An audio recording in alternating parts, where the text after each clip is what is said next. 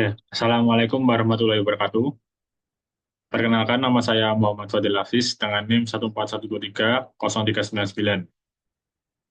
Jadi di sini saya akan mempresentasikan hasil pekerjaan saya mengenai UTS Manajerial Ekonomi.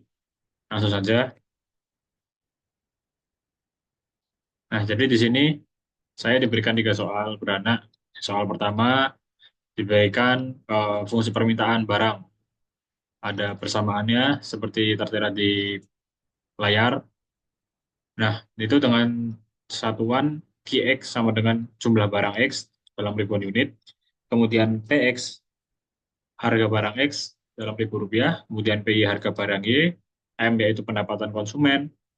AX yaitu biaya iklan untuk barang X. Nah, berdasarkan soal, datanya itu didapatkan, diketahui PX sama dengan 235.000, PY 275.000, untuk M 40 juta, untuk AX 500 juta rupiah. Nah, ada tiga pertanyaan. Berapa banyak barang X yang dibeli konsumen? Yang B, apakah barang X dan Y merupakan substitusi atau komplementer? Yang C, apakah barang X termasuk barang normal atau inferior? Nah, oke, langsung aja ke jawabannya. Di sini persamaannya yang di soal ada QD sama dengan 500 kurangi 3PX, kurangi 2PY, kurangi 0,05 M, tambah 4A. Nah, di sini kita bisa diketahui bahwa PX-nya itu 235, PY 275, M 40 juta, AX 500 juta. Ini sama data yang di awal tadi ya dari soal. Nah, ini langsung tinggal dimasukkan aja ke eh, persamaannya. Misalkan PX, 3 kali PX sama dengan 705, kemudian 275 kali 2 sama dengan 550, 40 juta dikali 0,05 sama dengan 2, 4A, A-nya itu 500 juta dikali 4 sama dengan 2000. Nah, di sini udah kita masukkan, tinggal hitung aja.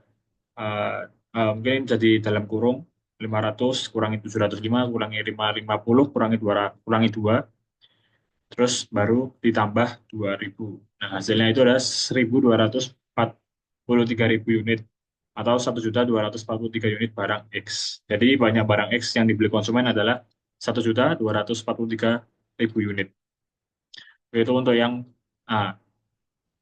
Selanjutnya untuk pertanyaan B, apakah barang X dan Y merupakan substitusi atau komplementer?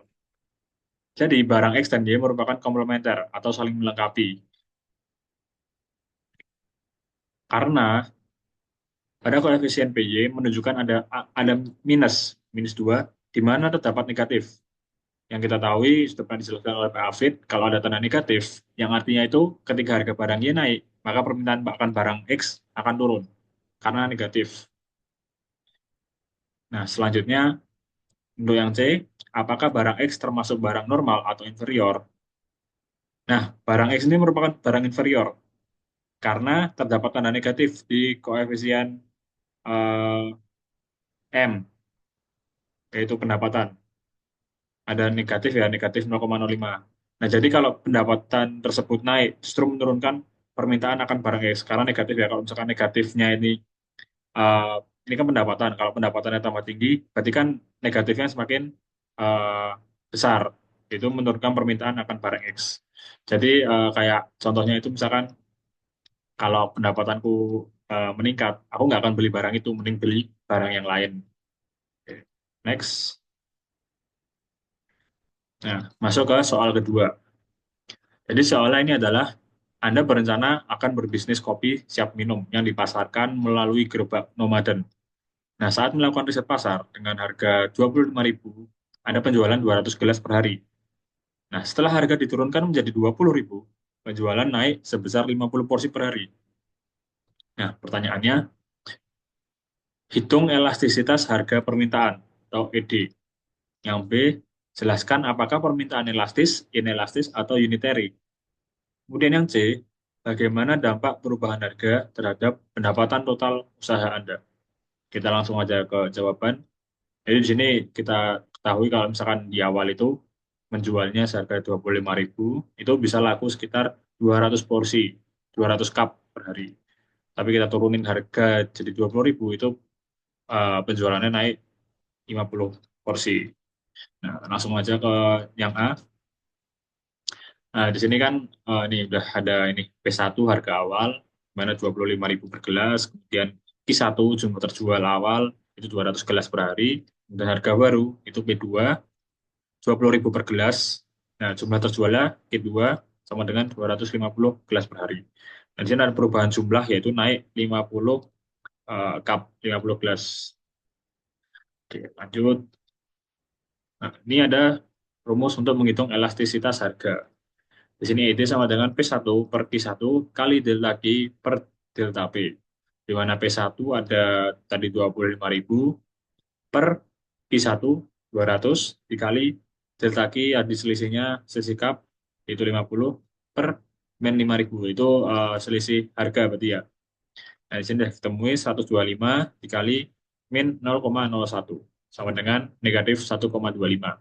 Jadi ED-nya adalah negatif 1,25. Nah, kemudian pertanyaan B, jelaskan apakah permintaan elastis, inelastis, atau unitary. Di sini nilai mutlak ID sama dengan 1,25, di mana 1,25 ini lebih besar dari satu. Yang artinya, karena ID lebih besar dari satu, maka permintaan dari kopi ini termasuk elastis. Artinya adalah konsumen ini peka terhadap perubahan harga. Jika harga turun, sedikit saja, permintaan itu akan naik lebih banyak secara proporsional. Begitu juga sebaliknya, jika harga naik, pembeli itu akan mengurangi pembelian dalam jumlah besar. Jadi elastis ini ya, konsumen itu sangat peka terhadap perubahan harga. Oke, lanjut yang ke C, bagaimana dampak perubahan harga terhadap pendapatan total usaha Anda. Di sini menghitung total revenue. Jadi ada dua total revenue, yaitu total revenue pertama sama kedua, karena kan ada perubahan harga. Nah, di sini eh, TR1, total revenue pertama, menggunakan price pertama dan quantity pertama, yaitu 25.000 dikali 200 sama dengan 5 juta. Kemudian yang kedua, P2 itu 20.000 dikali Q2, yaitu 250.000 sama dengan 5 juta. Nah, di sini itu menunjukkan bahwa TR pertama dan TR kedua itu sama. Jadi, total revenue pertama sama total revenue kedua itu bisa sama, karena walaupun secara teori permintaan elastis itu seharusnya membuat TR meningkat ya, karena eh, seharusnya kalau misalkan TR apa elastis itu penjualannya meningkat karena dia konsumen itu peka terhadap perubahan harga, apalagi kalau harganya itu turun. Nah, tapi kenapa ini sama? Karena dalam kasus ini penurunan harga itu diimbangi oleh peningkatan jumlah penjualan, di mana penjualannya itu meningkat sekitar meningkat 50, sehingga TR itu sama dengan 5 juta. Jadi total pendapatan itu tidak bertambah atau sama. Nah, lanjut ke soal ketiga. Jadi soal ketiga ini Anda adalah seseorang konsultan bisnis berpengalaman. Sekali konsultasi dengan Anda, klien harus membayar 40 juta per jam. Suatu hari ada klien yang meminta pendapat Anda tentang rencana ekspansi usahanya. Nah, diketahui data singkat klien tersebut. Yang pertama, usaha sebelumnya yaitu produksi mebel yang telah berjalan 15 tahun. Rata-rata revenue per tahun yaitu 132 miliar. EBITDA 45%, net profit margin 10%. Nah, di tahun ini dan tahun depan prediksinya itu net profit margin dapat turun hingga mencapai 7%. Lalu aset kas dan setara kas perusahaan ini saat ini yaitu 50 miliar. Nah, ini langsung ada opsi alternatif ya di soal di mana ada likuidasi penuh, kemudian menambah tim marketing. Ini saya langsung aja menjelaskan eh, apa ya, jika alternatif ini kita gunakan. Jadi jika kita menggunakan opsi A, itu likuidasi penuh, yaitu tanpa valuasi aset. Kita tanpa memvaluasi aset kita itu kita tidak tahu berapa penerimaan likuidasinya. Tapi berdasarkan data perusahaan, kita masih untung dengan laba bersih 13,2 miliar. Jadi likuidasi itu tidak direkomendasikan kecuali ada risiko permanen. Risiko permanen itu ya kalau misalkan kita melikuidasi penuh ya risiko permanen apa ya eh, tidak ada kelanjutannya gitu loh. Lanjut ke opsi B, menambah tim marketing. Mana ini tim marketing ini ditargetkan untuk mencapai revenue sebesar 20%. Kita hitung aja, misalkan revenue barunya ya. Ini revenue barunya berarti kan 132 miliar dikali 1,20 karena 20% ya.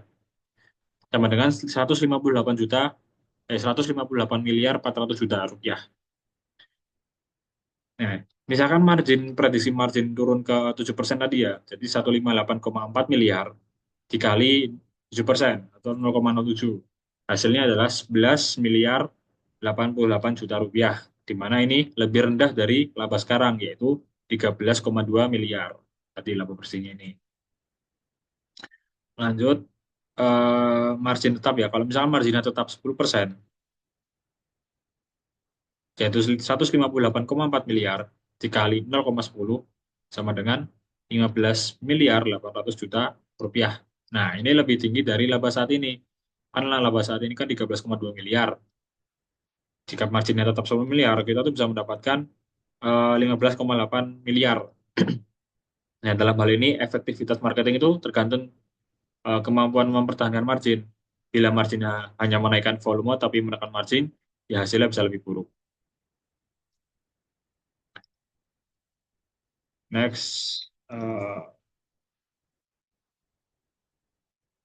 opsi C, yaitu akuisisi kompetitor sebesar 40 miliar, payback 15 tahun. Ini payback sederhananya itu arus kas tahun rata-rata, jadi dengan 40 miliar ya, 40 miliar dibagi 15 tahun sama dengan 2,667 miliar per tahun.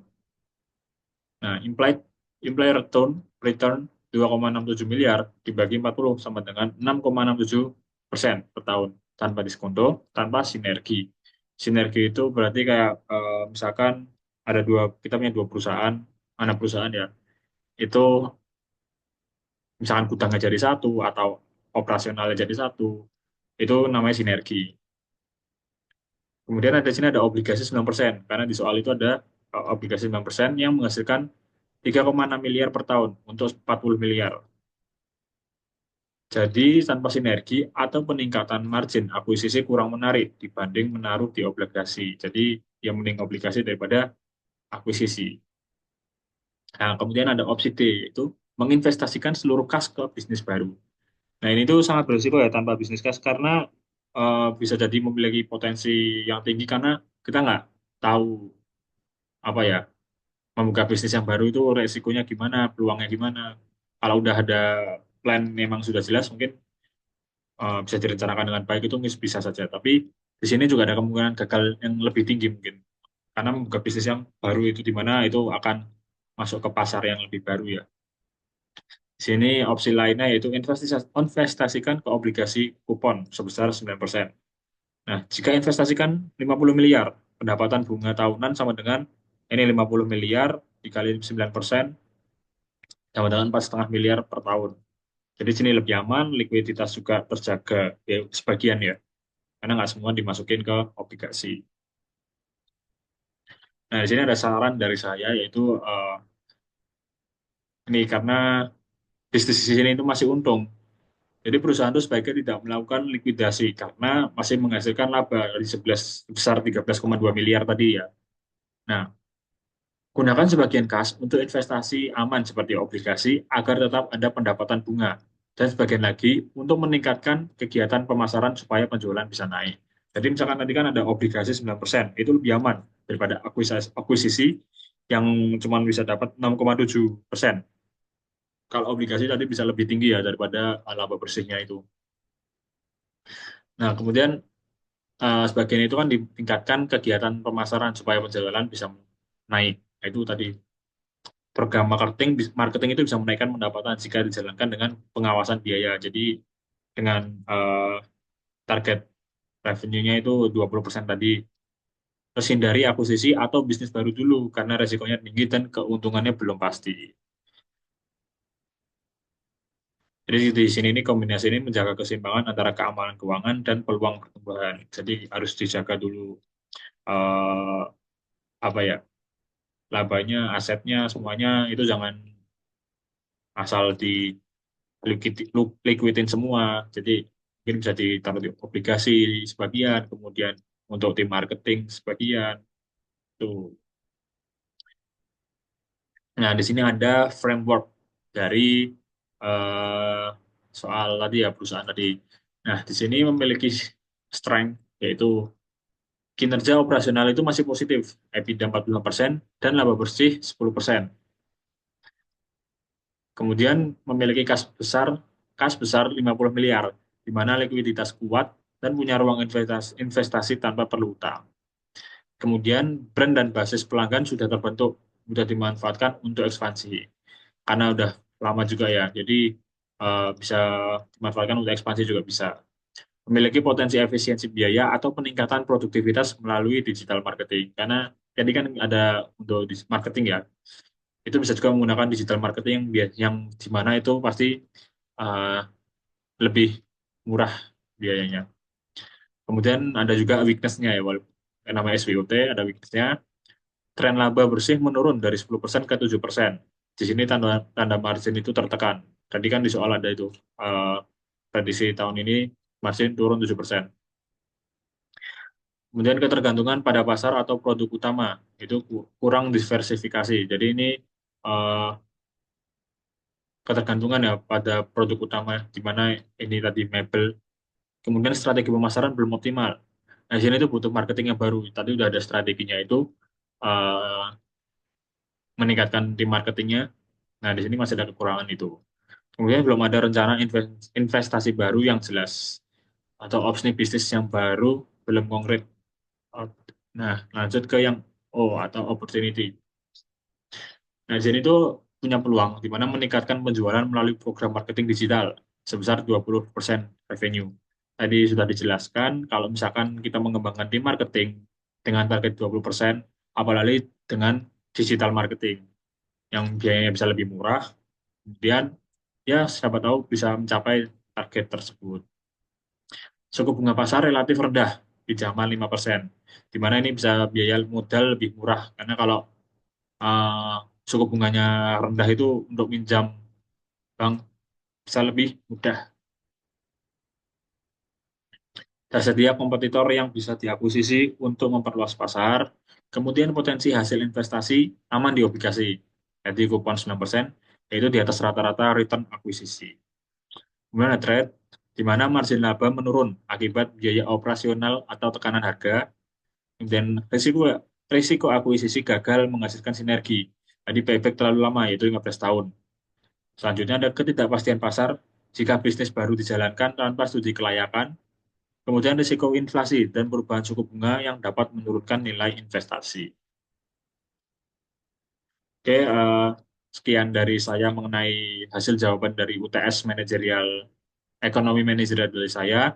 Sekian dari saya. Wassalamualaikum warahmatullahi wabarakatuh. Terima kasih Pak Afid dan Mbak Dila.